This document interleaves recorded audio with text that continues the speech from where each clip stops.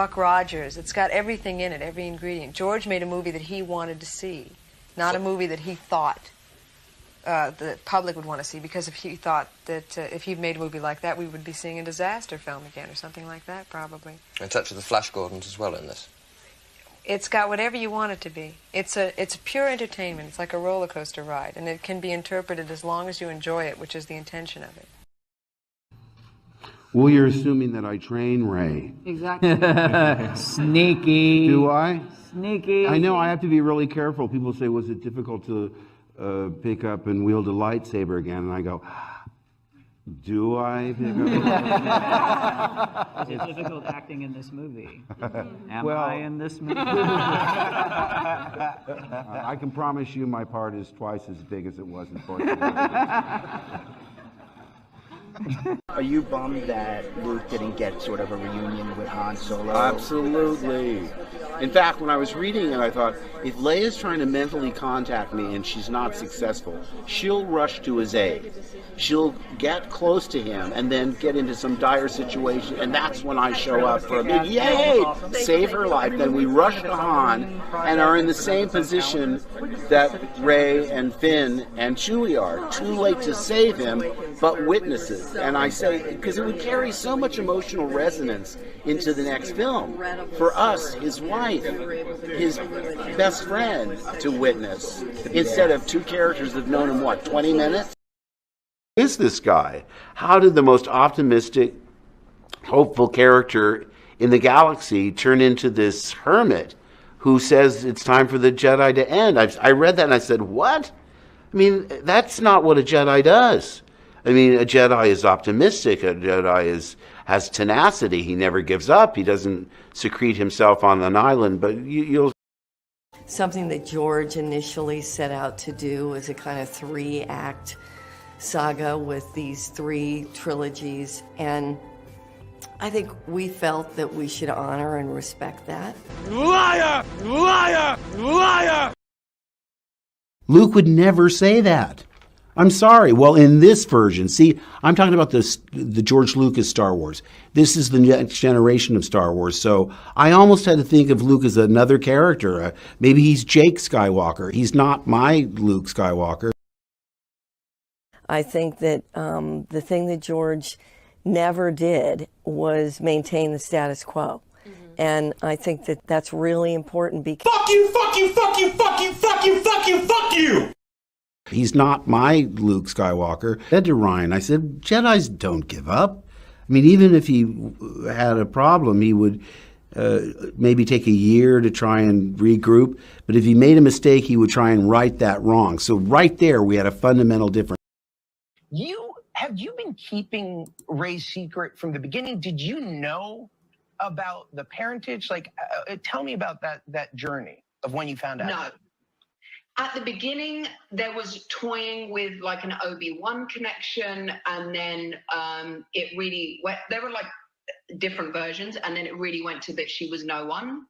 And then it came to episode 9, and JJ pitched me the film and was like, oh yeah, Palpatine's granddaddy. And I was like, awesome. And then 2 weeks later, he was like, oh, we're not sure. So it kept changing.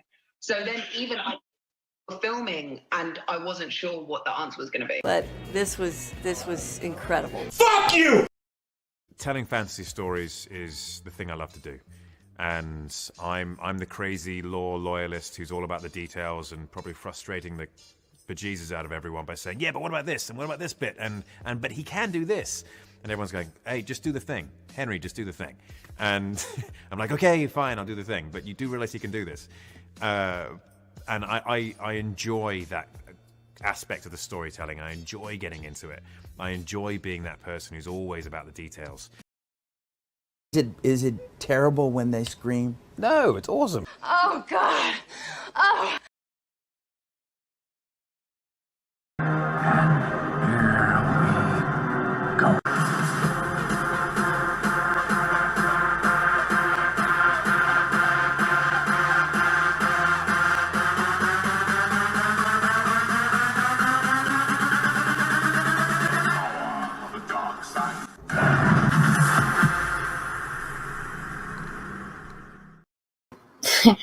What's up, all my Ewoks, Trolls, Droids, and Wookiees? It's Anna, also known as That Star Wars Girl, and today I'm joined by my wonderful co-host, Jessi Milestone.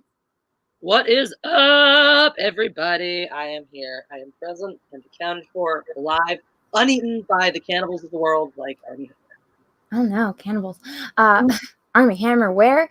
But we are also joined by two very special guests as well. Today we are joined by the one and only Mary Mayhem. Say hello, Mary. Man, I'm just upset that the cannibals didn't make it to Jessi. I sent them like 3 weeks ago. Dang it.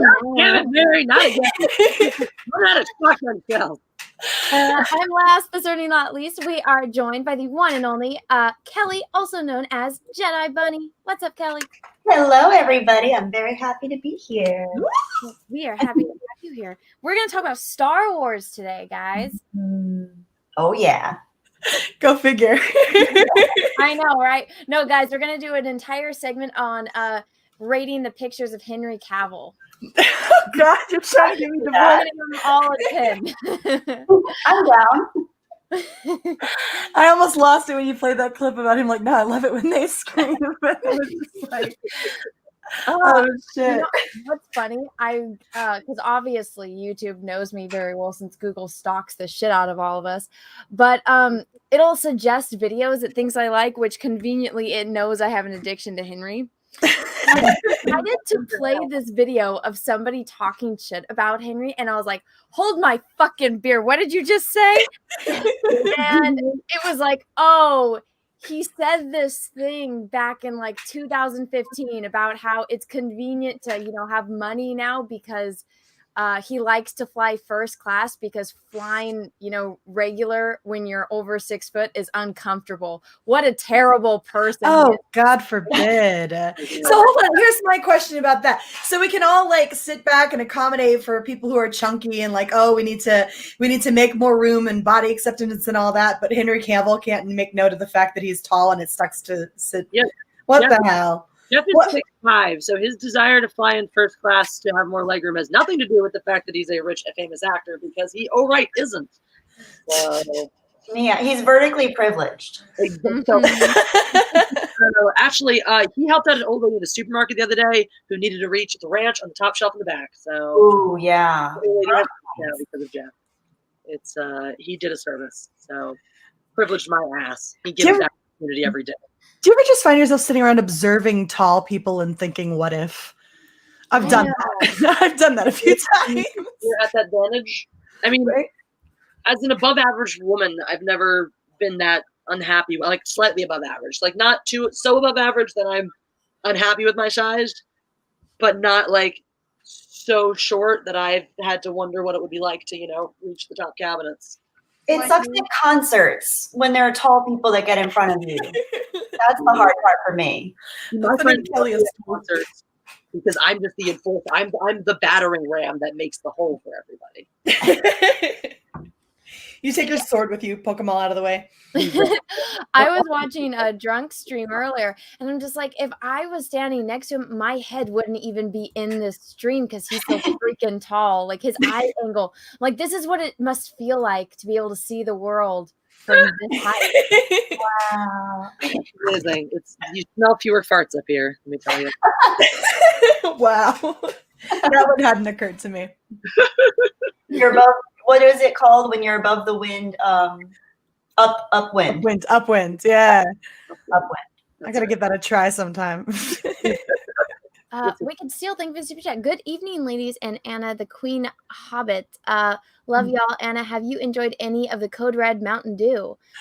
No, I have not. What? You've never had Code Red Mountain Dew? No, I love Code Red Mountain Dew. I drink it all the time, but it's sold out where I live. Didn't somebody send you a bunch though? I haven't opened a box of it. I remembered somebody saying they were going to send you some. So was maybe it Wicked Steel? Maybe. Well, I mean, I opened up my P.O. box presents and I didn't have any, so I don't know. Drunk, thank you for the super chat. What a great panel. Henry is okay, trust me. Let's get Anna to Orlando, people. Henry is much more than okay. But that's coming from a man that gets all of the attention from the woman that dumped Henry Cavill twice I don't know. According to some Catholic radio host or something, apparently Enola Holmes was the most evil movie of 2020. I saw that. I didn't read further. I was curious momentarily, then had to get back to work. What was that about? I had to take a break from watching that movie because, okay, this is how weird I am. Henry is so freaking sexy, and the way he says certain sentences, I'm like, if I were to just clip this and edit it, it could be like he's having a really sexy time conversation with me. And I'm like, I need to take a break because that's a level of weirdness I never thought I would get to, and I'm kind of ashamed of it. I think you should explore it, Anna. I think you should explore it. Well, oh my gosh, let me don't encourage her, Kelly. I need to show you this. Okay, so I was on Midnight's Edge the other day, and somebody's like, Anna, have you tried out the Henry Cavill Witcher mod? And I'm like, no, tell me more. So somebody made this mod for The Witcher where it makes Geralt Henry Cavill. What the fuck? Go away, stupid ad. Hold on one second. I have the same problem. Because I refuse to get YouTube Prime or whatever it is now. I have the same problem. I refuse to get it. People are like, well, just go ahead. Nah, I'm not doing that. Forget it. They screw me over far too much for me to give them my money like that. They already take 30% of everything I make. Yeah. Here we go. And they look at it. It's a mod you can get. So when you play The Witcher 3, it's Henry Cavill. Okay, so I have on the Gina Carano front, though. I would think we should start a betting pool as to whether or not Gina Carano takes Drunk 3PO as her date for award season next year. Oh no! It hadn't even occurred to me. Could wow! you imagine Drunk 3PO at the freaking Emmys? My money says yeah. My money needs to get his happy self like a really nice suit if that's the case. Like you need to look spiffy. That's a whole different level of car hopping. No, he has problems. Trust me. Oh. I've got problems too, and 99 of them are the ones that I don't have Henry Cavill within my reach. There you go. And conveniently, Henry Cavill also has 99 problems, but a bitch ain't one. Wow. Yeah, that is cool. GP Spectre, thank you for the super chat. Hi, Anna. Just wanted you to know I received your comic with signed card last night. It looks amazing. Thank you. Oh, that's so good to hear. I heard that they had trouble because of COVID, so people hadn't gotten. Yeah, I haven't gotten mine yet either, and I'm upset. I advocated heavily for those cards. You did. Well, it makes you feel better, Mary. My mother hasn't gotten hers yet either. Oh, well, I don't need to get mine before your mom, so that's okay. So I ordered some too. And so just to have extras and whatnot. And so I had them sent to my mom's and none of them have come in. But they got hit with COVID and not being able to work and mail things out or something. So...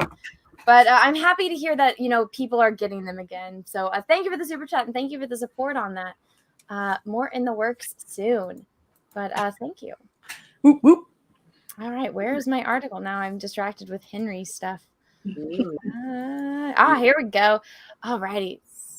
Stop sharing screen. Start sharing the others. So what's new with all of you? While I get this up. I live in a new apartment. Ooh. Yeah.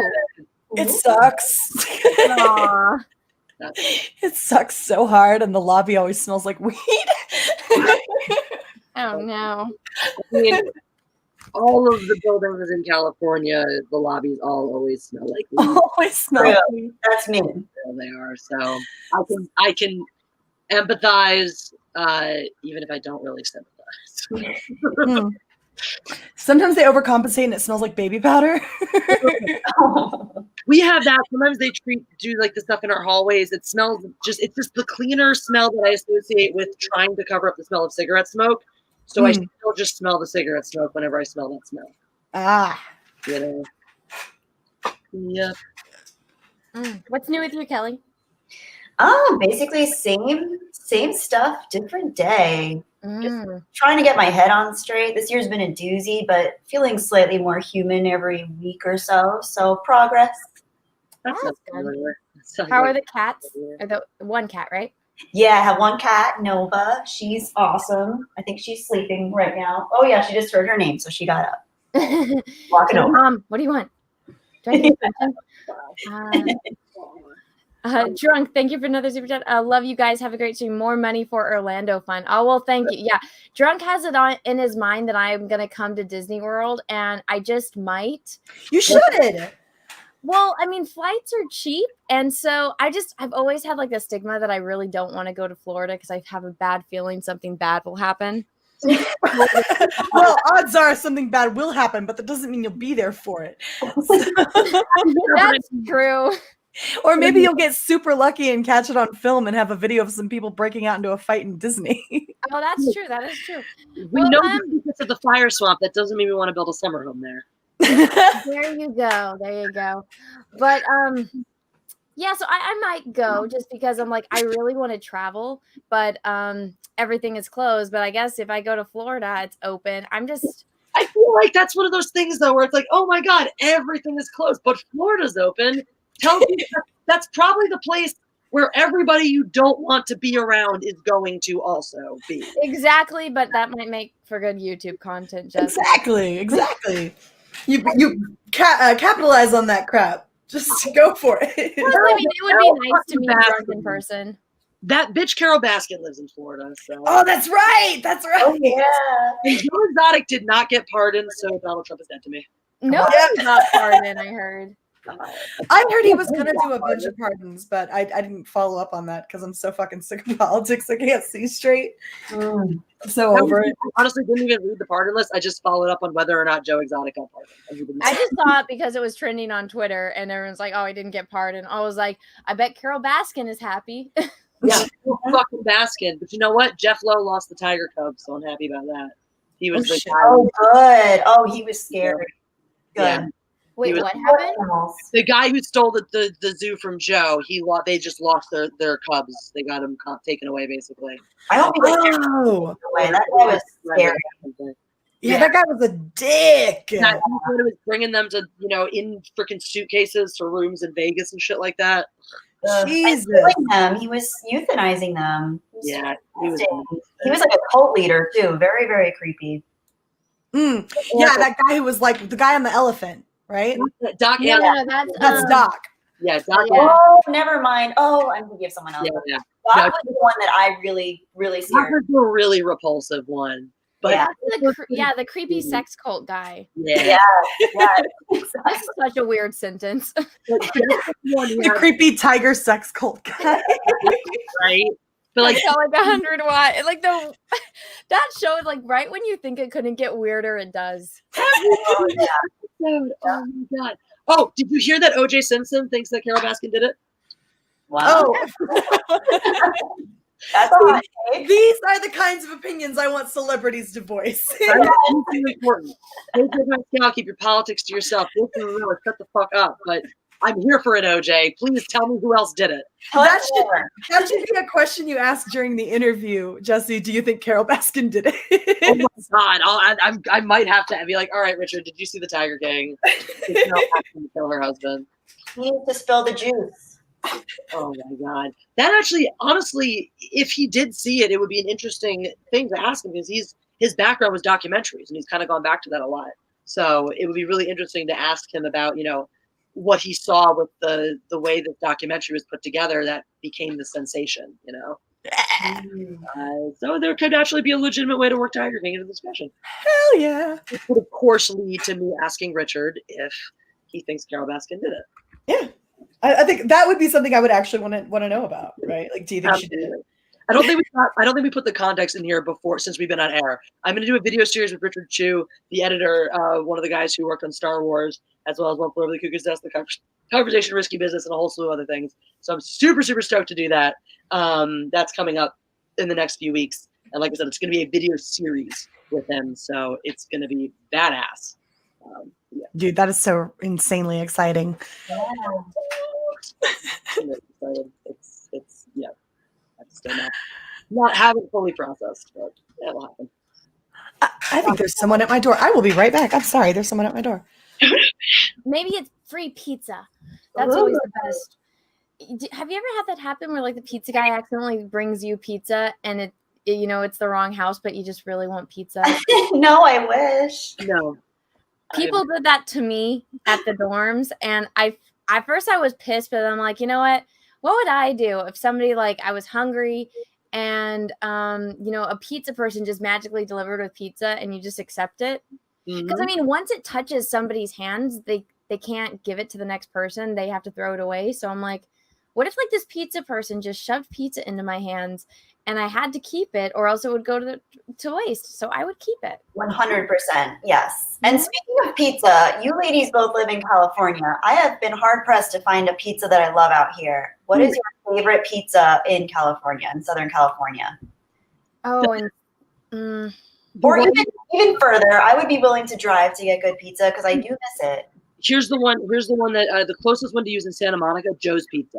Joe's. They do buy the slice. They're one of the few LA places that does buy the slice. They've got good New York style. They do great garlic knots. They'll sell you full pizzas or buy the slice. They deliver as well. They might even, the Santa Monica location might even deliver to you. Ooh, thank you, Jessi. That's clutch. Yeah, they're great. We got a few up in our neighborhood that I can always steer you towards as well. But it's a little bit further. But yeah, Joe's honestly, I think, is one of the solid knockouts. They've got one in Santa Monica, there's one in West Hollywood, and one just opened up in my neighborhood not long ago. Okay, good to know. Good to know. I'm always looking for that.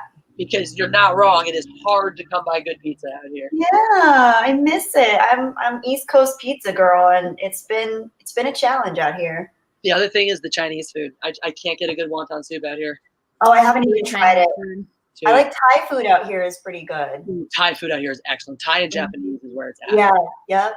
And like ramen. Oh.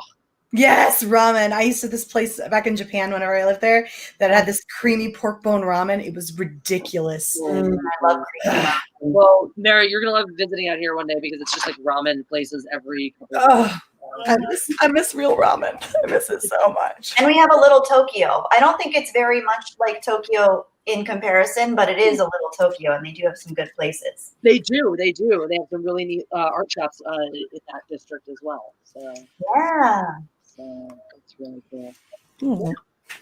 My favorite pizza place in California is actually in San Francisco. It's called Parat's Pizza. It's kind of close to Union Square. It's you have to walk a little bit, but it is the best pizza I've ever had in my entire life. And down here, I've still been trying to find one that can even, slightly measure up. So every time I have pizza, it's always from a new pizza place, and I haven't found that one yet that I like. To be honest, Anna is not an East Coaster though, so take her opinions on pizza with a I was gonna say, have you ever had New York pizza?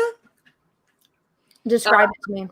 I've never had pizza in New York City is the question. No, I've never been to New York. I don't think there's such a thing as bad pizza in New York City. Yeah. There are some places that are better than others, but there's no such thing as bad pizza. Get a bad cheesesteak in Philly. Even the vendors on the street corner, it's delicious. Yeah, you guys are making me hungry. But no, Anna, one day. Oh my God, pizza looks so good. You know what? I might just order some, and then when it gets here, I just have Peaches bring it to me. How the heck? Jada Becca, thank you for the super chat. Hey, Anna, I've been meaning to ask this for a while, at least a year, but do you do commissions for your artwork? Do you take requests? I do not. But thank you for asking. And I think I'm caught up on super chats. Yeah. So this pizza I'm looking at, let me add it over here, looks absolutely fantastic and mouth-watering, and oh my gosh, I need it in my life. Yeah, that cheese is on point right there.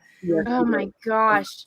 See, I hate deep dish pizza. I think that is, it's so gross. Yeah.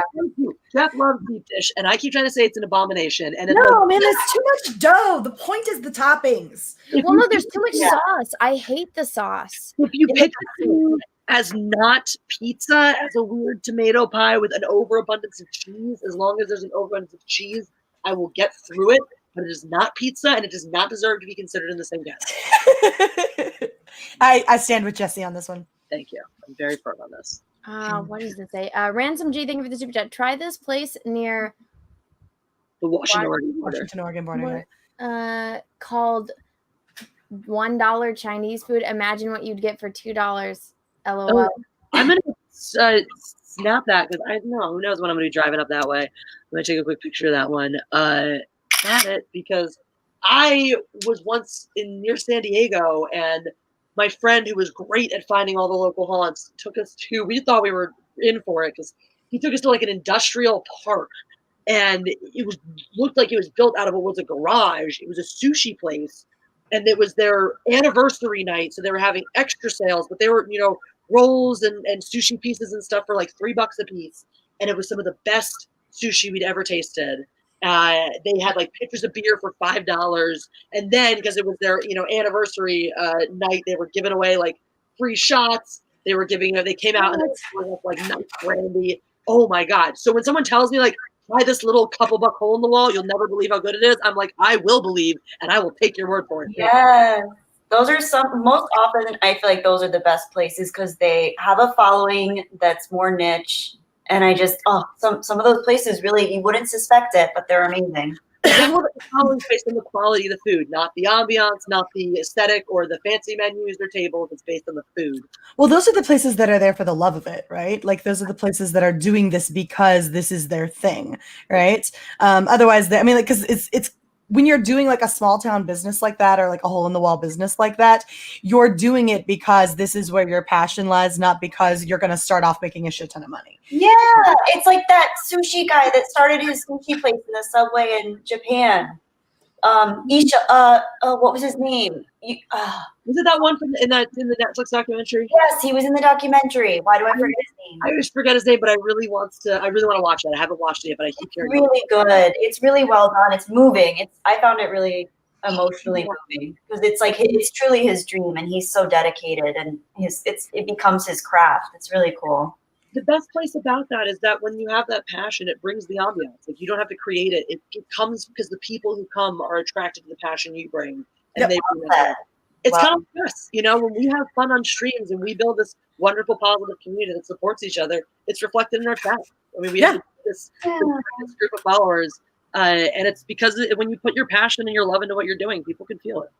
Well, it's like the same concept behind cosplaying, right? Like even if you wind up managing at some point later on to become one of those people who actually makes money from it, you're a long way away from that when you start. When you start, it comes from the passion of just loving to craft and create and do this thing. Exactly. There's not a whole lot left in this world that are purely merit-based industries, and food is really one of them. You really can't fake it with food.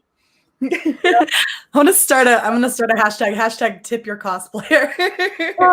Oh my god. Well, I mean that's the thing in Vegas. It's you have if you want to take a picture with them, then they expect you to tip you. If I were a cosplayer, I'd carry around a Venmo QR code with me. Be like, yeah, please tip me.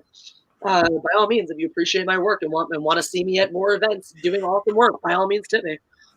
Yes, Jiro. Sorry, it's Jiro Dreams of Sushi. Linkovich Chomsky said in the chat.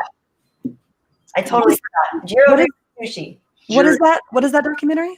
It's about the gentleman in Japan who started his own sushi restaurant in the subways of Japan, and it became I think it was one of the first multiple Michelin star places.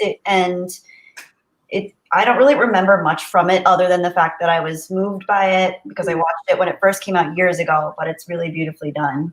I've kept hearing about it when it came out. It came out during Netflix's little heyday of documentaries. Yeah. Like hit after hit. I watched Blackfish and cried. Ugh. Oh yeah. Oh my god. That got me in that documentary was the older, like grizzled fisherman guy talking about watching people come in to herd them up for SeaWorld and stuff. And separating the babies from the mothers. Oh, I know. God. The mothers and the babies looking, and this grown man crying up. And I lost it. I was like, oh my god, this man can't keep it together. Talking about that, how can you people do this shit? It's disgusting. It's so fun. That's good. That's good documentary filmmaking. Oh my god, it's gonna cost me $67 for pizza. What? What? Right. Okay, well, because I have to get Peaches his own pizza because I don't want him to eat mine.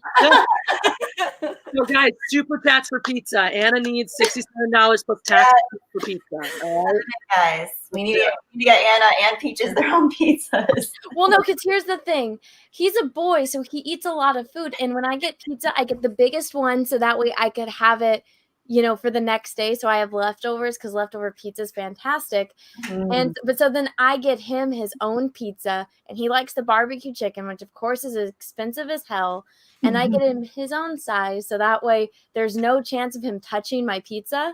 Because here's the problem I've always had in life.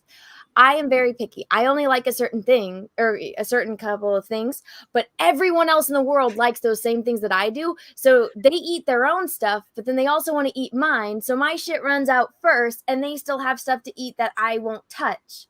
So it's just the biggest issue, and I just don't like to deal with it. So I'm like, you know what? I will buy you your shit, and I will buy my own, and I will make sure that my stuff, yours doesn't run out, so you can't touch mine. Have you ever seen that Bugs Bunny gif where he's like, mine, all mine, and he's like stomping on Daffy Duck's head and putting him back down in the hole? Is that me with food? That's you with food, yeah. I'll have to send that to you later. I just saw you, like, I don't even know what Peaches looks like, but in my head internally I saw you just like shoving him back down the hole, like, get away, it's mine. It's my pizza, don't fucking touch it. Thank you, Jessi. You did not have to do that for the Anna Pizza Fund. Tell Peaches to get his own. I do. I buy him his own pizza. That's part of the expense of it. Well, I'd say tell him to go buy his own pizza. You can get. Well, thank you. He earns his own money. He's a working man. You don't got to 11 ass. I know what's up though. Jeff and I take care of each other all the time. We think it's more fun to treat each other back and forth than to split things and stuff like that. That is fun. It's special. Also, Jeff treats me more because he makes more money than me. And for no other reasons, because we're an egalitarian household.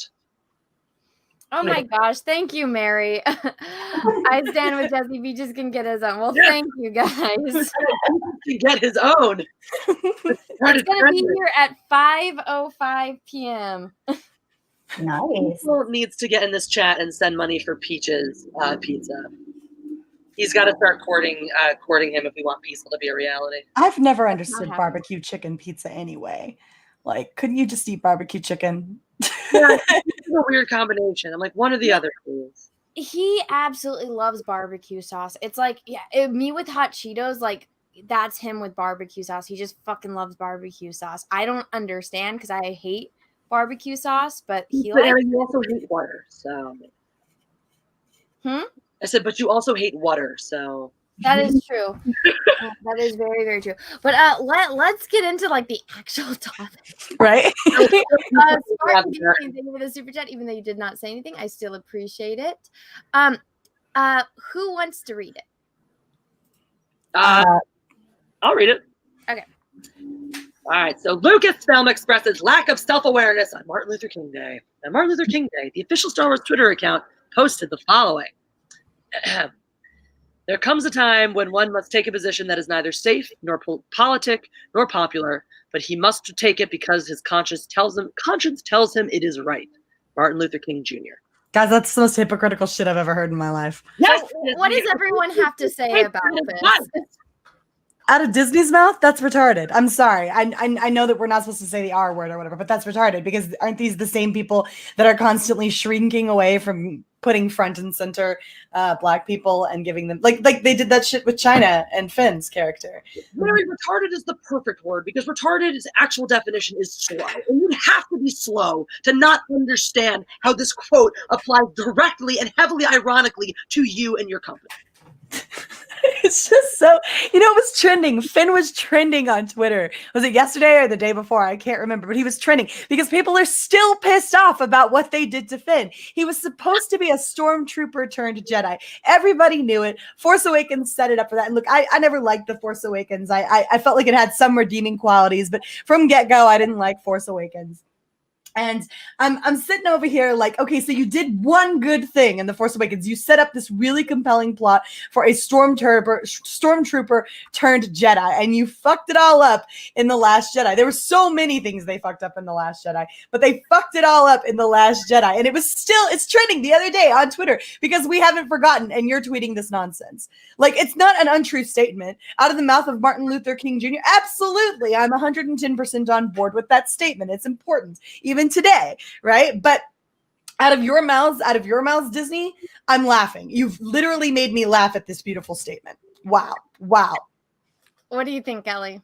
Yeah, it's the irony behind it, and as you guys said, the hypocrisy of it. It's just ridiculous knowing their track record and how they've actually treated people of color in their properties up until this point, and seeing them post something like that and then ignore other things and promote other things. It's annoying to me, and they need to get their heads out of their asses, because if they think that speaking this way is going to get people to notice them for something virtuous, they have the wrong idea. Mm-hmm. God, that's a great sum up picture right there. I couldn't find this. I actually, so I did a video on this the other day, but, I was making the point of how, what did George Lucas do with, the black characters in Star Wars? Lando runs and operates his own business, and he runs Bespin. He is in charge of all of Bespin. In Return of the Jedi, he destroys the second Death Star. It's not Han Solo, it's not Luke Skywalker, it's the black man. Yep. What about in the prequels? Only human on the Jedi Council is a black man. Yep. Also, let's not forget Captain Panaka, the black man who served as the Queen's primary guard. Yeah. Impressive, replaced by a different black, I forgot the actor in the next one. So I have both of their action figures. And what does Disney do? A janitor and thematic relief. Literally the hired help. Yeah. Literally the person you hire to come into your home and clean your toilets. And the bumbling fool who manages to barely make his way throughout the entire sequel trilogy. The only thing he serves to do is scream Ray the entire time. Let's just point out how incredibly important the white chick is to me. And let's make sure he doesn't get her in the end, because why would we do something actually progressive? Actually, the root of the word, progress, as in moving forward, as in doing something new that we haven't done before. Clearly, as we can see here, not just cinema, but Star Wars has already done this, and better than you ever did. So you had a chance to break new ground and actually put a black man in a relationship with a white woman on screen. This if you don't understand how sensitive that is as an issue, as a racial issue, then you need to go look up Emmett Till, and that's all I'm going to say on that front, because that is an issue on both sides of it. On the one side of all the men who want to protect their precious little women, all the precious little white women, and by the way, on the black community, the women in the black community who very frequently lash out. This was a big plot point in that adorable chick flick Save the Last Dance. Where they lash out because the white girl's taking the good brothers away from us. This is what happens. People want to stop this from happening, and it is both misogynistic and sexist to do it. And it is one of the few barriers that cinema, that television, that advertising is afraid to break down. And Disney, J.J. Abrams actually for once had the balls to do something real and teed you up for that relationship. And if he had been given the helm, would have followed through on that. And good for him for that road. But Ryan Johnson just tucked his dick up in his asshole where it belongs. He might have had and pussied out of that so he could snip at the foot of some white woman who literally has no agency. He made Ray chase two different white guys around, asking them to show her place. If that doesn't tell you what he thinks about women, I don't know what else does. People. Well, I mean, also they want to be woke, but I mean, there's other movies that have done it better. Like I know a lot of people don't get it, but I loved Cloud Atlas. One of the main characters is an Asian woman, and then Halle Berry and Tom Hanks, they end up together, and it's Tom Hanks telling their grandkids the story, and it's a bunch of little mixed race kids. So I mean, it's not unheard of to have interracial couples in movies, and you can do it. And I mean, it's been done before in the sci-fi part of, you know, Cloud Atlas. And even because one of the things is Cloud Atlas is, for those of you who don't know, it's different eras in time, but with the same type of characters. And so it shows you how like their different lives. And so in the futuristic, which you think is actually, you know, caveman times, but then you find out it's a post-apocalyptic future. And the white people are the ones that turn into savages, and the black ones are the ones that are advanced. And so Halle Berry ends up saving Tom Hanks and his tribe from cannibals, but they end up together, and it's an interracial couple. There's also another interracial couple, which is the Asian girl and then the white guy. To be fair, they don't have the balls though. Yeah. They don't have the balls to do that shit. Like you had a perfect tee up here. You had a perfect tee up with Finn. Like for contrast, I tweeted this out. I retweeted this out the other day. Finn walks into Ray and he's like, "So I ran right into you, and you looked at me like no one ever had before." And you could have had that beautiful relationship, or you can have her with Kylo Ren, who's like, "You have no place in this story. You come from nothing. You're nothing." Right? Like you murders his dad. Right? Here's the thing, though, guys. Even in the Cloud Atlas example, you're still missing that part. Even in the Cloud Atlas example, white man, black woman. Go to Firefly, white man, black woman. Most of these things are white man, black woman. It's very, very infrequent. I just had an example and it popped out of my head though. Very, very infrequent that you have black men. Oh yeah, Save the Last Dance, honestly, is one of the few examples. It's a, you know, actually a legitimately good chick flick from the early 2000s with Julia Stiles. I remember. Yes, I remember that one. Yeah. And that's what the whole thing is about. It's about a white girl who goes to a predominantly black school, starts dating a black guy, and has to deal with the, you know, walking the line of the sister's her best friend, but even she's on the side of you're taking one of our good ones away, and like it faces and tackles that subject head on, which is that's how you need to do it. Just fucking talk about it. You have a problem, talk about it. You have an issue, talk about it. You feel a certain way about things, fucking discuss it. We don't solve our problems by pussyfooting around it and running in circles around it. No. They didn't even have the balls to do what Bridgerton did on Netflix, right? That's just a series. I don't know if you guys have seen Bridgerton yet. I'm so I just want to address someone in the chat. 5 minutes in, and I couldn't take it. Someone in the chat wants to go, "Sorry, Jessi, I don't understand angry feminists." Well, open your fucking ears, because that's not what's happening here. If you think this is angry feminist, maybe you need to examine your own biases. I mean, I consider myself a classical feminist, but I don't think it's necessary anymore. So it's kind of a moot point for me. Like, I consider myself an egalitarian. I call shit like I see it. If it bothers me, it bothers me. If it doesn't, it doesn't. I don't need to attach a label or an ideology to anything I say, because that to me isn't helpful. If I tell you an ideology or put a label on my perspective, then you're going to judge me based on what you think I believe. I'm just going to tell you what I believe. So if you want to decide that I have a label, if you want to decide that I have a this or whatever, that's for you to decide. You can do that, or you can actually listen to the words that come out of my mouth and listen to the things that I say to you, because that will actually tell you how I feel and what I believe. And if you're not going to do that, then I'm not going to engage. Yeah, it is bizarre. It is really bizarre that they would go about tweeting out this huge Martin Luther King tweet and pointing to their own righteous moral superiority. Well, like there was more. There was a follow-up tweet to that tweet. Jessi, you want to read? Sure thing. Today we honor Dr. King and celebrate his legacy. The Lucasfilm family is committed to the fight for justice and equality in every corner of the galaxy. Each of us keeps the dream alive. Yeah, okay, sure. Tell me more. Oh, but wait. There you go. Shrink his ass. Yeah, shrink his ass. Why not? Boom. They didn't even properly fill it in with anything over there. It's really sparse on the right-hand side. Yeah. They just tried to balance it with light. It's really badly off-centered. No, well, so what they did was they just lassoed this and they moved it up and they made it bigger. They also got rid of Chewie. Oh, God. Like, no Chewie. You didn't need him anyway. We're going to play ping pong with whether or not he's alive or dead anyway, so you're not going to be invested when this is over. Well, they also got rid of Maz Kanata, which is voiced by a black woman. You notice that? Oh, shit, I didn't notice that. Yeah. Wow. Also, Chewbacca was the, like a diversity representation in the original trilogy. So God, they're such fucking cowards. Like, she's not even on screen, you fucking dingleberries. Jesus. She's the black man. Oh, and that's a problem. Why? I don't know.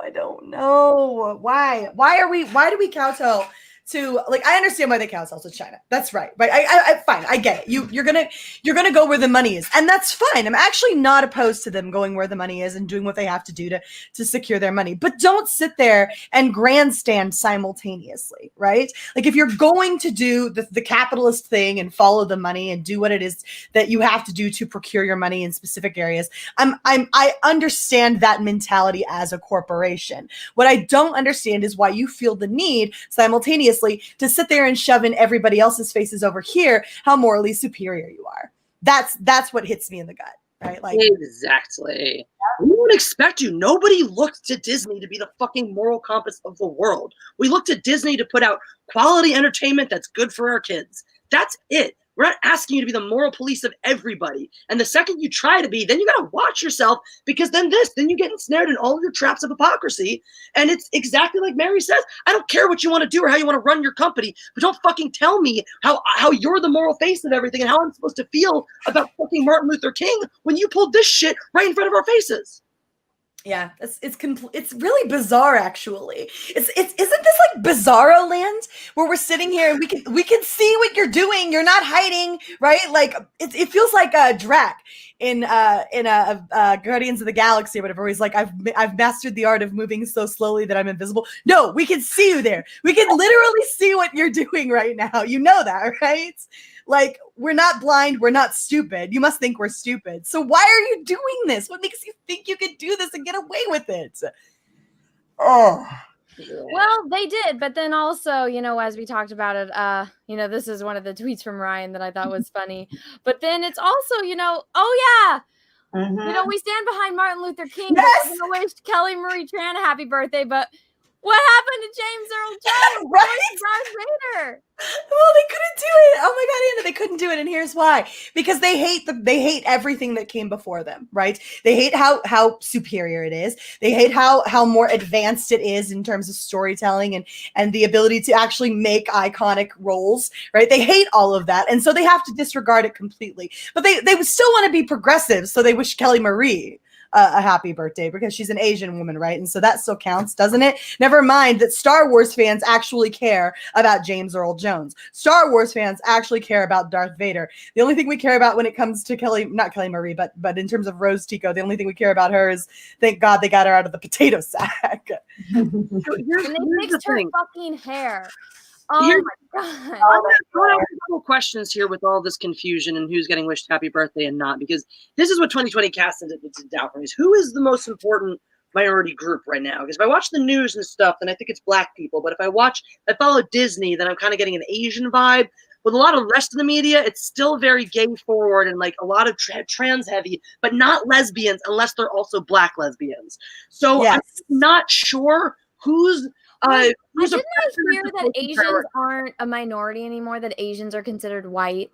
No, somebody told me that. Somebody said Asians aren't a POC. Asians are white now. And I was like, what the fuck? Well, there's a lot of positive racism, so to speak, with Asian culture, because they're considered to have positive racist remarks made against them much more so than other races. So I feel like they're perceived differently, but also with the media, I think a lot of the times having Asian characters benefits those productions because they have a larger audience in places like China that are going to probably be more likely to watch films if they feel they're being represented. So it's different than being politically advocating or socially advocating for a race is different than in your entertainment.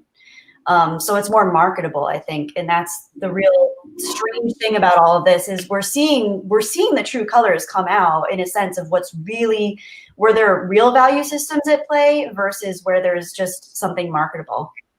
Jedi Bunny, that phenomenon you refer to, the model minority, as a Jewish person, I'm very familiar with that. And I actually talked about that in the chapter I wrote for Stephen Walton's book, because it's really sucky because Jewish people and Asian people don't get any less discriminated against by bigots than other groups. But now the social justice side of things has decided that, because we're these model minorities, because our stereotypes are largely positive, that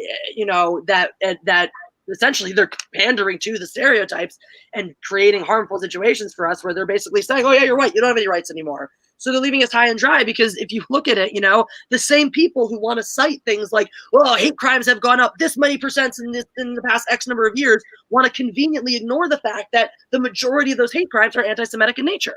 But no, that's not interesting to them because Jews are white, and so we're not oppressed.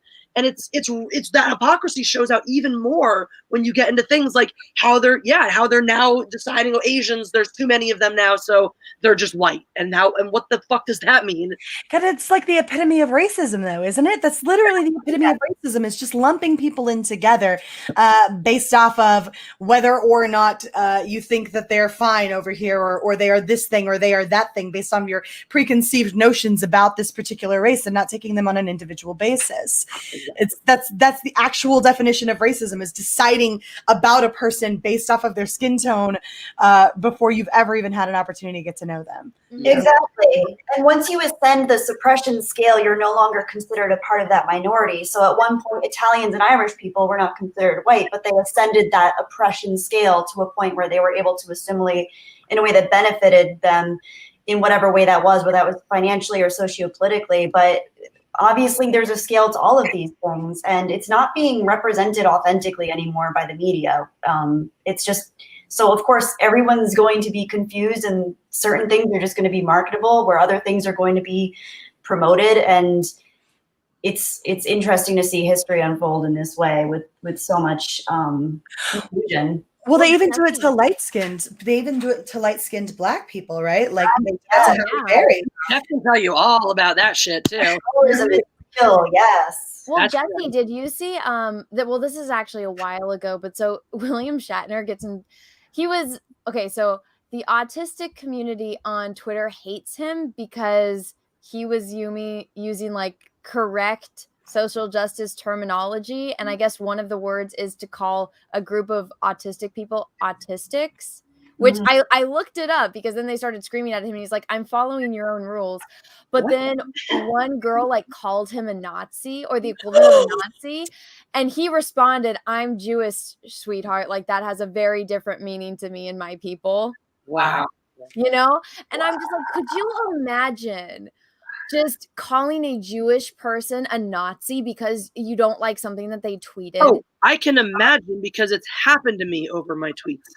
Yeah. Oh, yeah. I have to do it to Jessi all the time, don't they? I got banned off Twitter for fighting with someone who was accusing me of being a Holocaust denier because I had made a point about the Jewish victims of the Holocaust, but didn't also spend equal time acknowledging the disabled victims of the Holocaust. Therefore, I denied that there were disabled victims of the Holocaust. Therefore, I was a Holocaust denier. What the fucking fuck?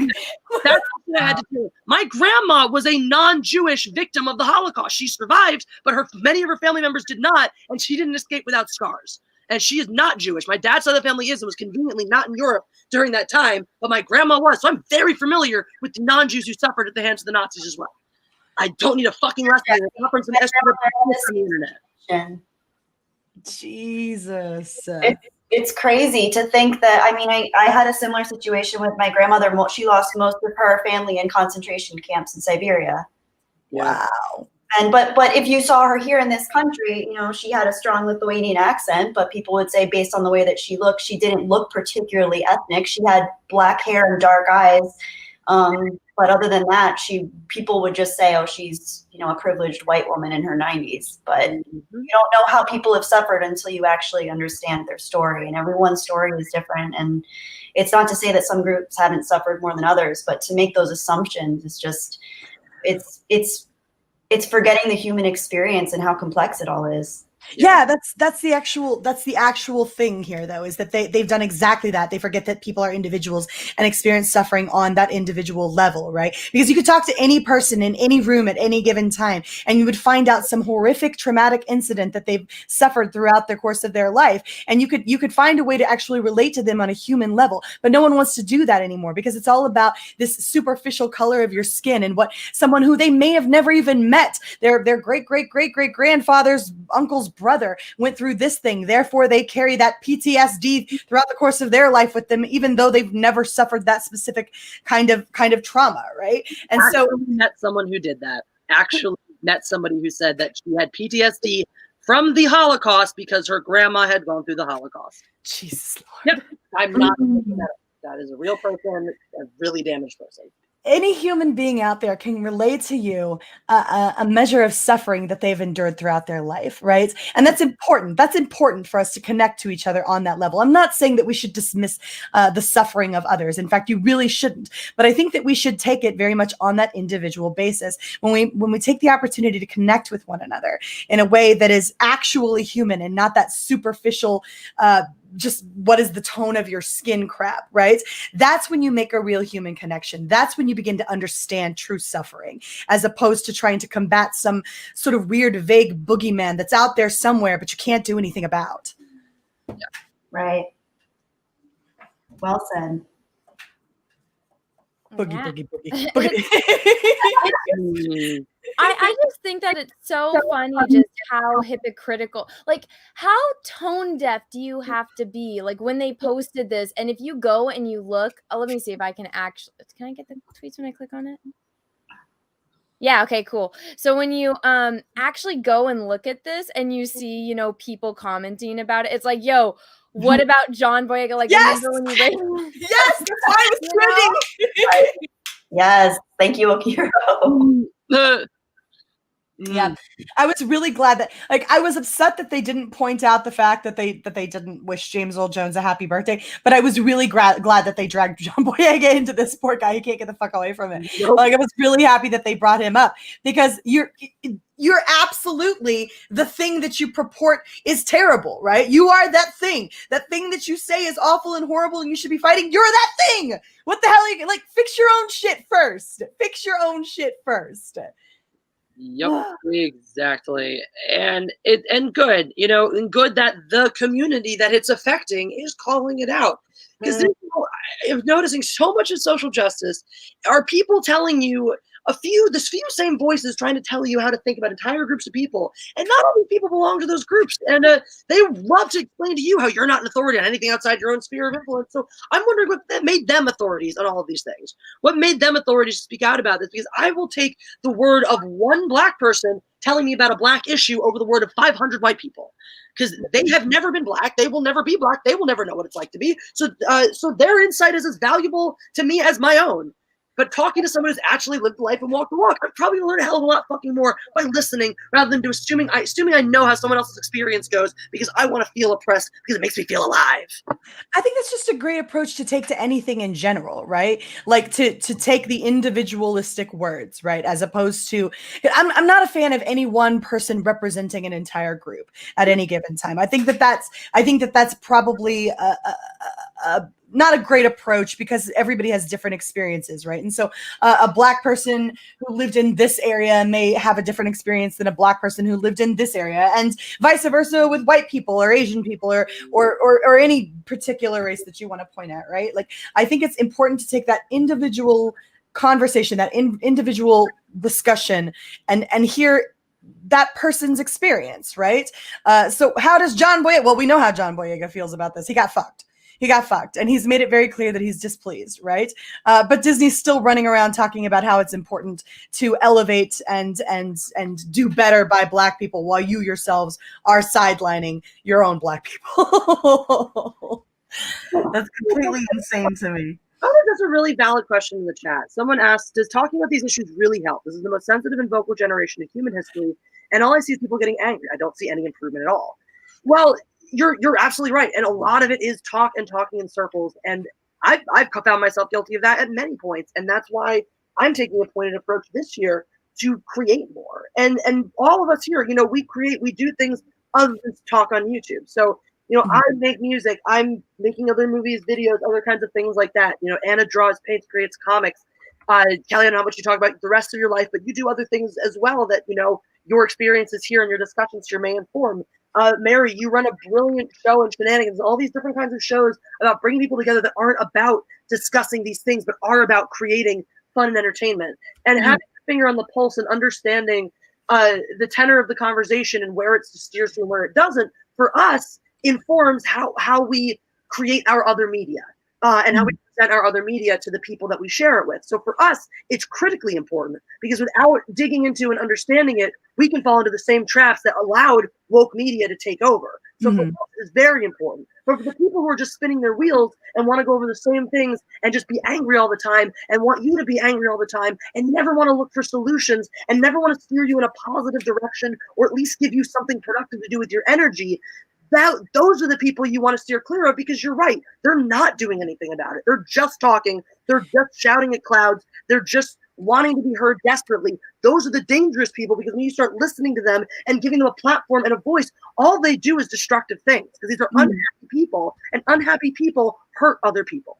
I think they're going about it in the exact backwards way possible, right? I don't believe that you change people or that you change society by changing society. I think you change society by changing people, by changing hearts and minds, right? By changing individual, where you have those connections, right? That one-on-one, and where people come to the realization internally, and then society shapes around that, right? I think that's how you go about affecting a change, where you find that equality. And I think we were well on our way there. We were doing a great job, right? And then you had this really insane, like, sort of, God, this, I'm sorry, but very Nazi-ish kind of movement take place. This sort of very dictatorial. There you go. That's the word I'm looking for. Dictatorial stance get taken by this segment of society who were like, get in line, fall in line, or else we will brand you all of the horrible things. And so everyone who was like, yeah, but you're affecting this other thing that has nothing to do with this, dug in their heels, right? And it actually, I think, has an opposite effect of what you want. Whereas in the real world, we open our hearts and our minds and move towards that goal by having those wonderful interactions with each other that don't necessarily, you can come to the point where you discuss those things, and you should, but that's not where you start a conversation with another person. You start a conversation with another person, hey, you like the strawberry cream cheese? Oh yeah, it's tits, man. And then you move from there, right? Like you start in a comfortable place, and then you get to know a person. Yeah, true. Good point. I just got called an incel on Twitter because I said I love a video game. Oh my God.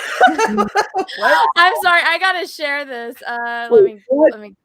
Okay, so let me tell you the story. So I saw this and I read. So it's an amazing game. You know, I love KOTOR 2, and it specifically says the Sith Lords, and I think that means it's the expansion pack. I have played like tens of fucking hours of this game, and I retweeted, I love it, and then I saw, oh, I got a quote tweet. Real Star Wars cells, meaning, you know, Star Wars cells, know that KOTOR 2 is terrible. I love it so much because I hate it, and I'm like, what the fuck? Wow. Also, then I went to this guy's Twitter, and I saw for real KOTOR 2 is unfinished. If you like what you, if like you've been able to move on or whatever, you're fake as fuck. It's like, shut up. Well, so I know he's gonna delete it, so I took a screenshot, and I'm just like, you know, when you don't do the research on the person you decided to talk shit on, and you're completely unaware she spent tens of hours live streaming and playing the game and loves it, this is what ignorance looks like. So I love that. Yeah. Wow. I just wanted to share it because I'm like, I'm an incel. All right. I just want to ask, whenever somebody calls me an incel, I'm like, when was the last time you got laid? Let's compare notes and let's see who the real incel is in there. Thank you very much, Mic drop. And if liking video games makes you an incel, then you and I are the most sexually active incels that have ever lived. I know, right? And probably helping Kelly on the list too. So. You should have sent him to me, Anna. I'm the actual incel of the group right now.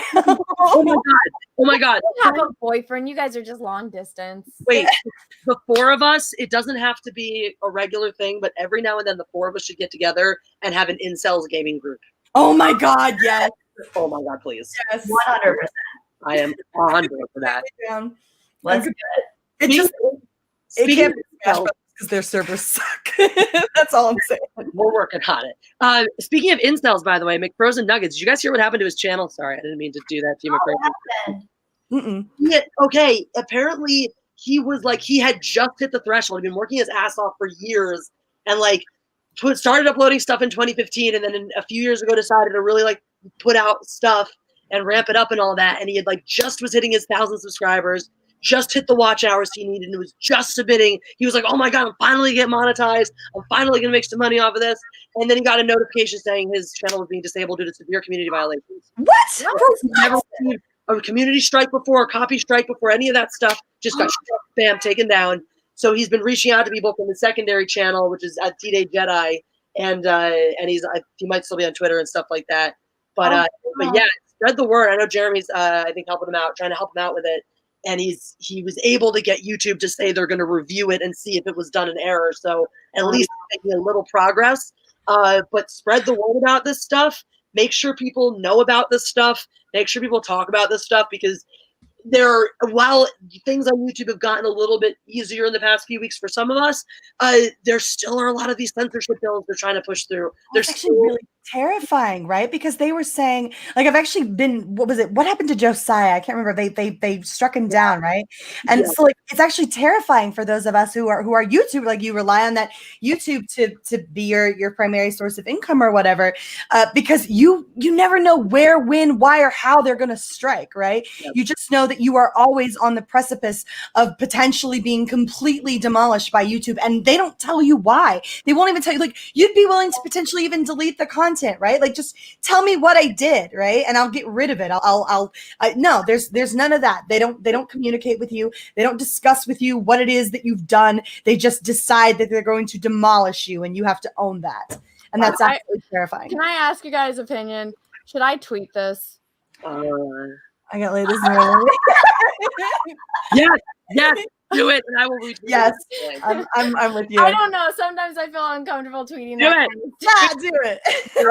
You guys open your heart on this one. Do it. Do it. Okay. I did it. I usually don't like to do those kind of things, but I'm just like really, really. What does Star Wars cell mean? What is that? I've never heard that term. It's just saying that I'm like a Star Wars channel, but I'm an incel. Oh my gosh. Wow. Yeah. Wow. It's so silly. It really is. Like, that's the weakest comeback. Mm-hmm. Yeah, because if they were talking about being celibate from Disney Star Wars, then I could be on board. But because I'm celibate from Disney Star Wars. Kelly's like one of the few. You haven't seen the sequel trilogy, have you? I stopped with The Last Jedi. I have not seen Rise of Skywalker. That's right. You haven't seen Rise of Skywalker. Jedi Bunny's the only one who's maintained her innocence. I am untouched. I'm unscathed. Well, Mary, where do you stand? Rise of Skywalker, better or worse than The Last Jedi? Technically it is worse than The Last Jedi, in terms of just the insane amount of, there's no cohesion with it whatsoever. I hate The Last Jedi more. I don't actually agree with that. I think if you actually dig into The Last Jedi, I think a lot of us forget how disjointed The Last Jedi really was, because we don't think I can watch it ever. But The Last Jedi actually makes less sense. For as jumbled and disjointed as The Rise of Skywalker is, and as pointless and useless and easy as every plot point is, it tracks one to the next to the next. Okay, we're going to go on this random wild goose chase Indiana Jones as scavenger hunt across the galaxy to pick up all these pieces that are conveniently exactly where we need them to be so we can defeat the evil emperor who's back for some reason. It's not great, but the story tracks, as opposed to The Last Jedi, where there are things that just functionally don't make sense. Yes. I haven't seen Rise of Skywalker, but The Last Jedi was just so, like you said, Jessi, disjointed. I just could not follow it. There was no cohesion. And I have heard that Rise of Skywalker was more like a video game formula where you'd have like task completion elements to the plot. That has like a cohesive element to it. I think for me, it boiled down to the breakneck pace of The Rise of Skywalker. It was that I couldn't process what had taken place quickly enough to figure out where I was in the moment. And I think because of that breakneck pace, it amplified everything just super, super big for me. Like I said, I hate The Last Jedi more because of everything that it did to the canon. But for me, like when I can't even have an opportunity to stop and absorb what the hell is going on, like the original trilogy had those moments, right, where you would stop and have a quiet, soft moment where you would just interact with these characters on a personal level, right? Like where Luke is talking to Leia and he's like, "Do you remember your mother?" Right? And you stop and you breathe for a moment there. There's none of that in The Rise of Skywalker. Mary, I think that's exactly why I liked it so much better, is because I didn't have to think about it. I didn't have to process or absorb anything that was going on. I just had to be there. Unlike The Last Jedi, where I looked at my watch at least twice during that movie to see if it was over yet. The only time I looked at my watch during Rise of Skywalker was when Proper made the best joke that I died for in the theater, because if you get to the part where they fall into the quicksand, he leans over and he goes, "And that's the movie." And I my watch out of a desperate hope that maybe we had been through enough time that it really could be. So for those reasons, which I appreciate, it's a very valid reason, Mary, but on my end, I appreciated not having time to have to process the absurdity that was that dog shit pile of movie. That's fair. That's fair. And to each his own, right? I think you could make a valid argument on either end for either one of them. Like I said, I hate The Last Jedi more, mainly because of what they did to Luke. But for me, I really felt like I had been stuck on a roller coaster when I was watching The Rise of Skywalker and wanted to throw up the entire time and just couldn't find the off button.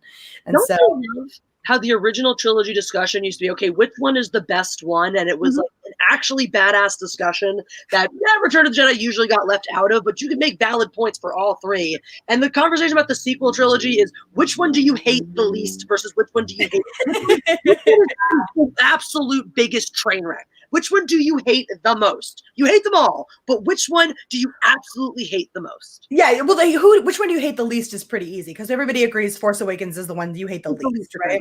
But which one do you hate the most is a valid question, and it could go either way. And that is a hilarious thing to point out, is that you'll sit there and you'll talk about, A New Hope versus Empire all day long, and my new favorite debate, which I actually think I might want to have, maybe as an extended marathon, very drunk watch, is a technical comparison of actually which one technically is the shittier film. Because people want to say, oh, well, you can say what you want about it as a Star Wars movie. The Last Jedi is a great, beautiful masterpiece as a piece of film, and same thing, Rise of Skywalker. No, neither of them are. They're actually very poorly written, very poorly edited, very poorly made across the board. And I'd love to have a really deep dive technical discussion, again, probably very intoxicated, as to which one is actually shittier. Which one of these broken films is actually the shittiest one. Mm-hmm. I think that could be fun, right? Very fun. That sounds good. Yeah, we'll just. I like that idea. I personally hate The Last Jedi the most. Mm-hmm. Me too. Even so, I only watched Rise of Skywalker once, and I live tweeted my reaction. You can find that if you would like to go back that far in my timeline. But I don't. At least like The Rise of Skywalker, I'm like, finally, this shit's fucking over, But at least like they had that little, side comment that was, a bash at Rian Johnson, where Luke's like, you don't throw this kind of thing as a Force Ghost. I was That's like, not how you treat a I Jedi like person. that jab. So I mean, which is sad, the fact that he had to come back as a Force Ghost like that and just to do a jab at Rian Johnson. How vindicated did he have to feel, though, in that moment? I know. It's sad. It's not much. I It's like not that Chewbacca got his medal too. I did like that. I mean, like I was pissed off that it was Maz Kanata that gave it to him. Like you spent all that fucking time there with Leia and she never handed it over. What the hell? Like all the time he's there at the base with Leia. Nothing's going down. She's still alive and kicking. There's no why? Why? Well, I know why, because we lost Carrie Fisher and they couldn't shoot that scene, right? Mm-hmm. But it still didn't make any fucking sense, and it's a very small payoff after we didn't get Luke, Han, and Leia back together on screen. So. Well, we got to see a scruffy looking nerf herder in The Rise of Skywalker. So. We did, didn't we? God, he didn't even fucking shave. He didn't even shave for that shit. That's how much he's like, fuck this. I'm not keeping with the canon of the character. I'm not shaving my face for you guys. I told you I'm not coming back. How much? He just showed up on the set in pajamas and they were like, please, just pants. Can we just get pants, please? Please. I do love him for that though, showing up unshaved as shit. Like, this is not how you looked when you died, my dude. This was not how you looked when you died. Like, no one is gonna confuse this with the fourth. Technically, your hair does keep growing after you die. So, random fact you pulled right the hell out of nowhere. Oh, you didn't know that? Yeah, your hair and your nails keep growing after you die. It's skin shrinkage, because I looked that up when I was little because it creeped me out so much to think about that. And it's actually, it looks appearance-wise as though your hair and nails are growing, and people used to think that, but then it ends up being skin shrinkage because your skin starts to shrink back after a while, so it makes the appearance that it's longer. Ah, interesting. Mm-hmm. But it would be really cool. Maybe we could call up like Jeffrey Dahmer or Ted Bundy and see what they say about it. But no, oh yeah, that's right, they died. We can still thank you for the super chat. Go, Anna, just saw your tweets and I only watched Force Awakens, just couldn't watch any more of that. Yeah, I don't blame you, dude. I don't blame you. But thank you for the super chat. The Sith dagger, nothing about it makes sense. No, it doesn't. It doesn't make any sense. Nobody can answer that because the people that put it in there didn't even have it make sense. Well, you have to figure by the time all that stuff settles, because it's sitting in the middle of a fucking ocean, right? By the time all of that stuff settles, there is no way in hell any of that lines up with a dagger that was created, decades beforehand, right? Presumably. And so there's no way that it would sit there from that specific angle. None of it makes sense. I can't even try to rationalize this in my brain. I'll need Tylenol. I will need Tylenol. Fuck. Have you ever seen that scene in Christmas Vacation? Like, hallelujah, where's the Tylenol? Do you know what I'm talking about? Yeah. That's how I feel 99% of the time that I'm online these days. Jesus. It just doesn't work. What was it? Oh, you know what I actually was watching last night? So, I don't have Disney Plus. My friend gave me her login, so we use it, for the Munchkin and whatnot. And I saw there's like the making of The Mandalorian. Oh. And I watched it, and the first episode's all about the directors and, them talking about how they all like had to work on different episodes and whatnot, and gives you a little insight on each director. Okay, and so the one episode that I think, Kelly, have you seen The Mando or no? I finished it. Yep. Okay. Yeah.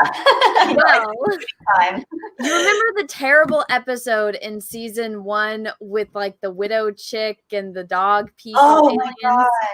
Yes, I hated that episode. Yeah. Well, so when it's Bryce Dallas Howard's turn and they're talking about like, what type of director she is. And she said that it's like a play and she wants to focus on the actors and showing their emotion. And that's more important than the story. And I was like, now I understand why this was a train wreck. And I also learned that every other word Bryce Dallas says is the word like. And then I was just like, well, I just said it now too. But I don't understand why it was so difficult to get one damn director for at least each season.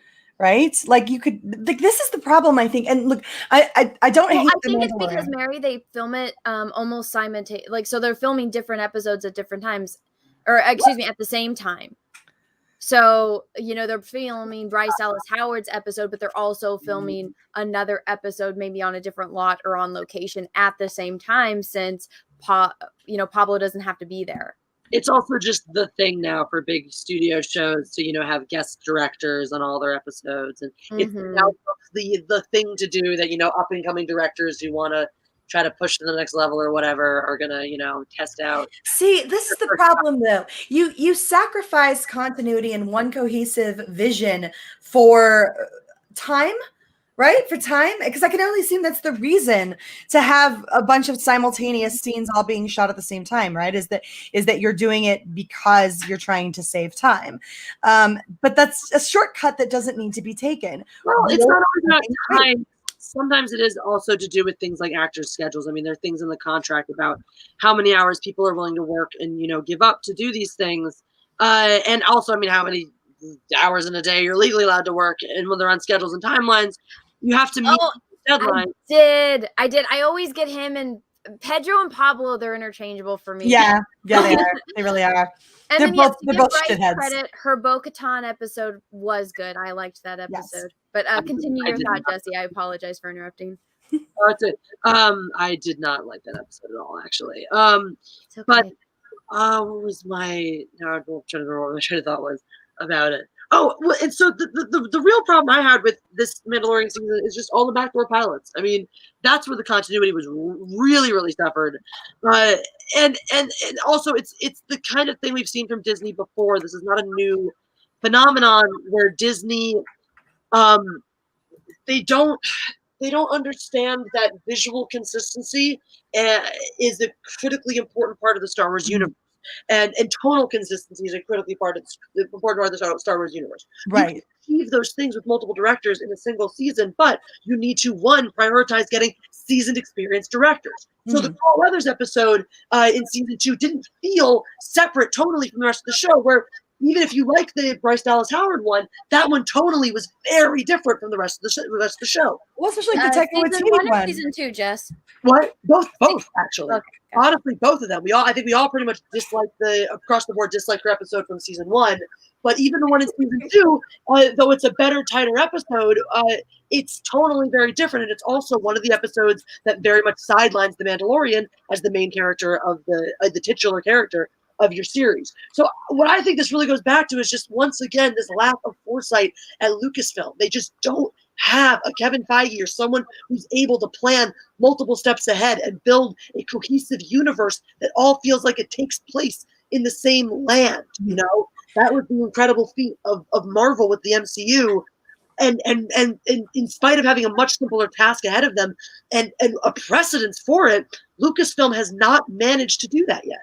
Well, case in point, that moment in the Taika Waititi episode where they literally beat Baby Yoda while he's in the bag, right? Yeah. And they're joking about they're sitting there joking with the shots being fired and the stormtroopers can't hit any.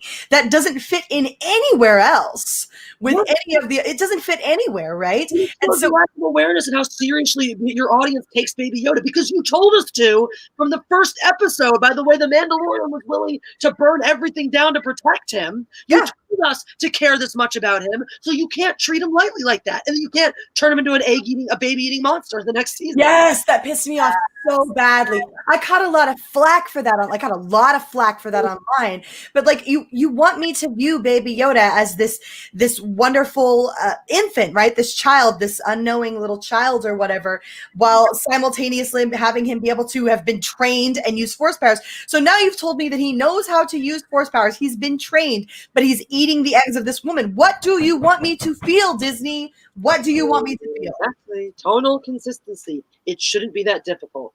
But that's one of the reasons why, in spite of the things I do like about The Mandalorian and like some of the elements that Jon Favreau brings to Star Wars, why I'm not on board, just because there's a couple of things that felt good in this season. I'm not jumping back on board because they're still showing that they haven't fixed some of the key problems that have plagued them since they set out on this journey. Yeah, it's really, really bizarre. Look, I'm not speaking as a person who hates The Mandalorian. I've always been firmly kind of in the middle on The Mandalorian, with the exception of the final episode of the second season where I'm strongly in love with it. I've always been firmly in the middle on it. I don't hate The Mandalorian. There's some good stuff in there. There's some really bad stuff in there too. And so I think it's important that we're intellectually honest with ourselves when it comes to reviewing this kind of stuff, because as much as I believe Jon Favreau's heart is in the right place, I believe he wants to do the right thing, I still think that we need to hold him to a certain standard, because we're still facing the deterioration of the beloved franchise. So you can't just take a step back and go, oh, because there's some good stuff and because you can clearly tell that they mean well. And of course, intention does matter. It absolutely does matter. But that execution needs to be handled appropriately as well. Exactly. I don't buy the smoke and mirrors crap that, because you made me feel good, gave me a moment that felt good, then I'm going to forgive everything else that you did. That's not good storytelling. If you have to ask me to forgive that many sins and overlook that many missteps, then, because I had some serious problems in that episode leading up to the Luke Skywalker moment. I liked a lot of things about it, but I had some serious problems with it too. And I'm not just, I can do both. I can say I loved the execution of that moment in a vacuum, while it still doesn't forgive or change or fix any of the other things that have been done to Luke. I can say I love and appreciate them doing this in this moment, but that doesn't mean just because I appreciate this moment that I'm not going to, that's the SJW bullshit review you see all the time. Well, it has these structural problems and these story problems and these technical problems, but it does a really, really great job handling this woke element that I really super appreciate. So 10 out of 10, even though like this game is completely unplayable, it has a black trans character, 10 out of 10. Like exactly that's the kind of shit that I'm hearing, from people out there that want you to just live in this absolute space. We don't live in this absolute space. We are thinking people with nuanced opinions who, like Mary said, we are listen to the individual, listen to what the individual says. And we are entitled to not give you our absolute, yes, I love it. No, I hate it. I'm on board. I'm not on board. Yay, nay, I for it, against it. Drawing the battle lines. We're just here to have a discussion about the things we like and the things we don't. Yeah, absolutely. I like fucking Cara Dune, and I will praise that. I will praise the Mandalorian until the end of time for the way that it handled that chick power moment, right? Because it didn't point at it. It happened organically, and it worked well. And for the first time in a very long time, I was sitting there going, "Yeah, girl power!" Right? Most importantly, it was a group of women who we had watched be equally as badass on their own in other places. Yep. So understood. It's earned, it's not these women who've always been secondary characters or unimportant characters or bullshit characters coming together to fucking save the day and with some chick music. It's just, hey, we're all here to do this. We are soldiers. Just so happens that all the tits are here in the same hallway. You know what? Oh my God, guys, I put the wrong address on the pizza. No. Oh no. So I order it through Yelp, and I just had it doesn't read my address for whatever reason. So it just said, "Oh, do you want to send it to your location?" I was like, "Yeah, sure." So it sent it to my neighbor's house. No. Does your neighbor Peaches was able to get it. So the pizza. God. Oh my God. And I was like, I did not send it to the wrong address. And I checked. I was like, shit, I did. I jinxed myself after talking about it. Well, at least you're getting the pizza now. I was gonna say, yeah, at least you've got I know. Let me read a couple super chats. Maggie, thank you for super chat. Like, OMG, Mary, you're on with that Jedi gerbil chick. It's Bunny. Get it right. I know. Bunny. Southern cousin. John Thomas, thank you for the super chat. I'm out until the Sith Lord Darth Kennedy is removed. Well, there's a lot of people right there with you on that. But thank you for the super chats, guys. I know I've missed some. I'll have to go because I can't highlight them. I'll have to go bring them up. Let me go find the page. What have I missed? I'm too excited.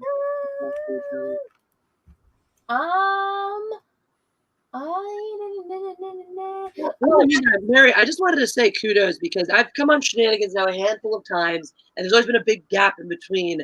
And every time I come back, it's just a tighter show. It's a more impressive show. It feels like you're on a real game show now.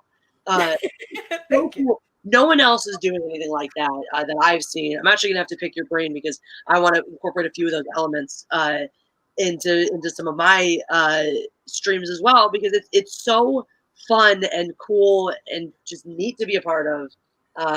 So kudos to you for doing that.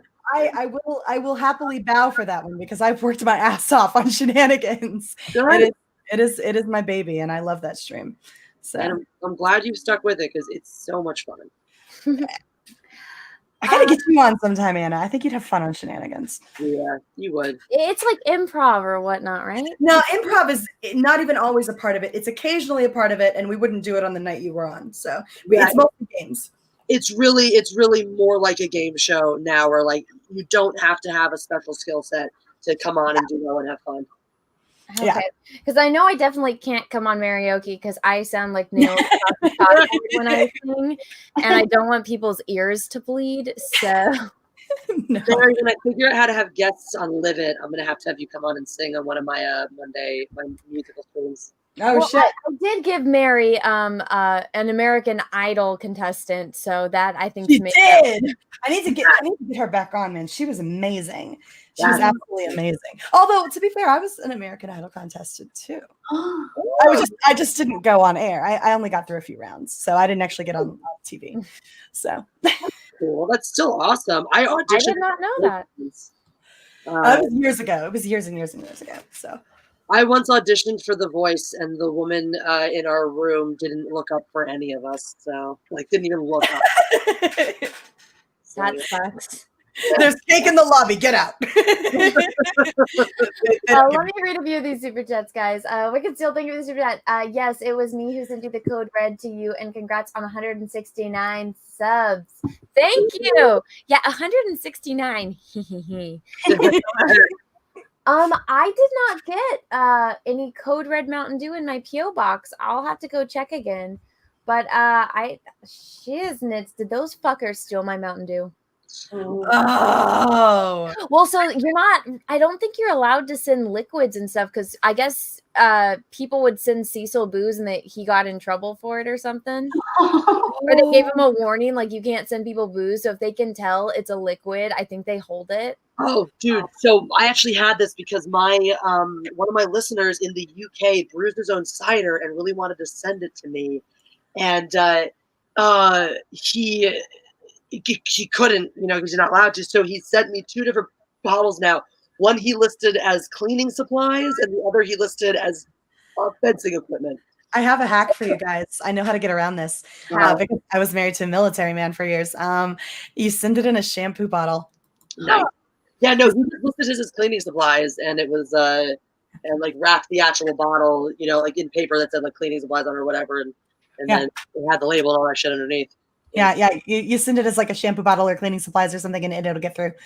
It's not a problem. Yeah. Oh. Well, see, that's how you get it into like what are they called? Like music festivals and stuff. You put it in lotion, like hand lotion. And so when I used to go to Coachella, like that's how I would sneak it in. Or you have a metal water bottle and you just say that it's water, but it's vodka, which I hated doing because I hate vodka, but I'm not paying like $16 for like a shot. Give me a break.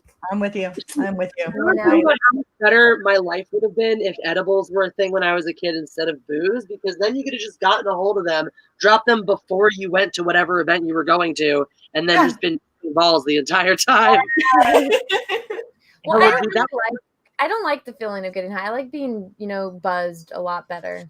Yeah, that's my preference as well. That was always mine until drinking started to, I started getting a lot more negative side effects from it that I was not happy with, and just switched over more and more.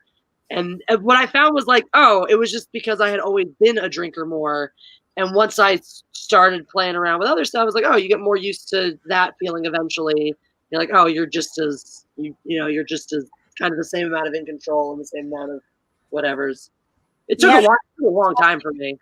I like one each, but they're totally different. I feel like I need to feel out how I'm actually feeling, like cognitively that day before I embark on anything. But I like them both for different reasons. See, I had a phase when I was younger where I smoked some weed or whatever. Like I did it relatively frequently, I guess you could say. Frequently enough to know how I was with it. I just prefer throwing back a vodka and orange juice. It's my preference. It's like tequila or gin. Like that's all I really need. I was that person for so long, so I know exactly that life, and I still love my drink. I still love the taste of it. I still love, you've seen me recently. My capacity to throw down has not been diminished. Oh no, it hasn't. Can attest. So there's one more super chat I missed, so let me read it. Not having hangovers. ID Crisis, thank you for the super chat. Once you realize that literally anything is a social construct to woke left, you can use it against them. E.g., social constructs are a social construct. That's how I combat the gender discussion. Well, gender's a social or gender's a made-up social construct. You're right, and so are pronouns. So instead of getting your fucking panties in a wad about what they all mean, just change what they mean to you because it's just as made up. Wow, that was actually legit right there, Jessi. I would agree with that. Like I would agree with the whole concept of gender, because sex and gender are not the same thing, right? And so I would agree with the fact that gender is it's something internally, right? Or something that we've all kind of come to agree on, right? Yeah. So, but that's fine, and you can do your thing, but don't get pissed when nobody like falls right in line with exactly what it is that you think, because this is an individualistic thing. Well, I hate the fact that people just expect that because they decide something that everyone in society automatically has to know that and accept that about them. Like, I don't expect people to change the entire way that they build the world because I'm short, That'd be very, egotistical of me. And that's just completely unrealistic. I don't expect them to stop making shelves too high or have stools everywhere for me just because I'm a very small person. Well, society has very reasonably simplified things down to 2 genders, and they've combined it with sex because it makes sense and it simplifies and expedites things, right? There's a reason society has done it that way, because doing it in a different way is really fucking hard and difficult to implement. So, like, cut everybody a little bit of slack. We've got other shit to worry about.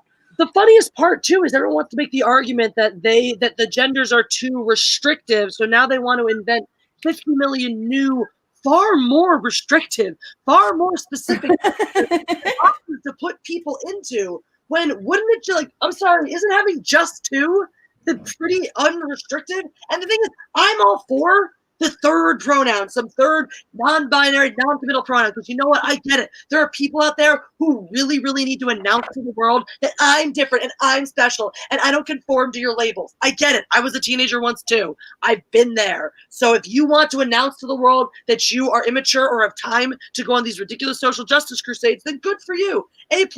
Power to you. So that's what your little non-binary pronoun is announcing to the world. And the rest of us who are perfectly fine with the he, she are letting you know that, yes, we actually have more important things to do with our time than worry about these petty concepts that literally mean nothing.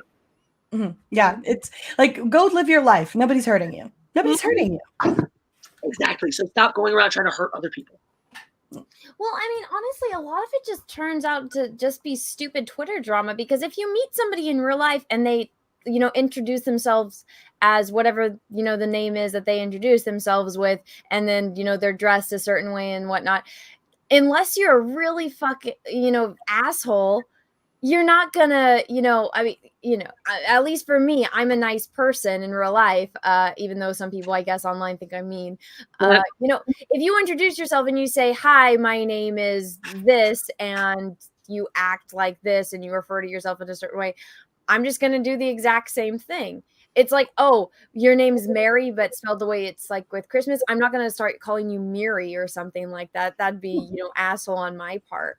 And so I feel like people just blow it out of the water on Twitter, especially the whole pronoun thing. Do you have any idea how many times I've seen people spell my name M-A-R-Y or M-A-R-R-Y or any bajillion, and how often do I correct them? Almost never, because it's right there on the screen. They're either going to spell it right or they're not. And for me to get my panties in a twist over that is silly and ridiculous, and it all sounds the same anyway. So why do I fucking care? Oh, I totally get my panties in a twist when people spell my name wrong, because I'm like, it's 4 fucking letters. Guys, I get misgendered constantly. By people honestly actually do it, and then people do it on purpose all the time to be shitheads. So I don't care. That's the whole thing. I'm actually the one. Y'all are in your little social justice towers crying when someone doesn't magically intuit your unicorn pronoun, and I'm actually out here on the internet facing the trolls who think they're cute and funny because they're like, oh, are you a boy or a girl? I can't tell. I'm so funny. I never graduated the 8th grade. Good for you, asshole. I'm the one actually sitting here talking to these fucking people. I don't need a goddamn lecture from somebody telling me what it feels like to have someone not understand your identity. Bitch, I'm not even trying to be special. I'm not even making up any shit for me. I identify as the sex between my legs, and I only ever have. And I've only ever presented as that way, sometimes more androgynously than others, sure. I had a Kurt Cobain phase in middle school, but the point is, I deal with this shit every fucking day. I'm the last person who's going to tolerate a lecture. I know I'm so insensitive for not intuiting someone else's goddamn gender. Yeah. Nicely said. Well, guys, I know it's a little bit early, but Mary does have to go soon, and I got pizza waiting, so I think this is a good time to wrap it up after a little Jessi rant. And then the one and only, the most handsomest man on YouTube that's got Gina Carano in the palm of his hand is live, so we're going to go raid him. But before we do that, ladies, would you like to plug something? Yeah, absolutely. I actually am going to be going live here in about 15 minutes myself for Wednesday Night Mayhem, where we'll be discussing the fact that Jason Momoa has told everybody who likes Trump to not follow him, and other various things that are going down in media and all of that jazz right now. So, yay! Kelly, is there anything you'd like to plug? Hi, I'm Kelly, aka Jedi Bunny, and I do have a YouTube channel. I am not very consistent with it, but you're more than welcome to join me there. I do stream from time to time, and I do upload videos from time to time. So hi. Welcome. And everyone, Kelly's link is in the description of this video, as well as Kelly's, as well as Mary's and Jessi's. Steven Steele, thank you for the super chat. Let me check in, or super sticker. Let's see what it is. It's a little coffee, a little pear with a coffee. Well, thank you. Thank you, thank you, thank you. And Jessi, what do you want to plug? Yeah, so first of all, follow around on this McFrozen Nugget story. I'm going to keep trying to break the news on it so we can try to get this guy's channel reinstated. But more importantly, follow me over on Livit. That's capital Livit. It's a streaming, it's an app-based streaming site that I am doing a lot of my streams on now. I'm having a blast over there. It's awesome because you can contribute and participate without spending any money to do it, or you can spend money and participate in other ways as well. It's super, not creepy, weird ways. It's super fun. It's super great. So download the app and then follow me, m.e.godempress. That's Mindless Entertainment, God Empress. So check me out over there. My next stream will be tomorrow at 3 o'clock Pacific. Awesome. Awesome. Well, ladies, thank you all for being here. Actually, we're going to be on Jessi's channel next week because it's her turn to host next week. This Friday, which is in 2 days, I will be on the Critical Drinkers channel at 1 p.m. to discuss my favorite movie, The Silence of the Lambs. So check it out there. And ladies, again, thank you so much for coming on and being special guests with me and Jessi. It's a pleasure to have you here. And everyone also in the chat, thank you for being here. You guys are awesome. And until next time, everyone have a great rest of your day, morning, evening, afternoon, wherever you are in the world. I put the link in there. Go Ray Drunk. Tell them we sent you. And until next time, may the force be with you because we are really, really, really going to need it. Bye, everyone. I'll tell you where I thought I came in the forest, when the lightsaber goes like this and flies off. I said, oh, what a great entrance. Ah!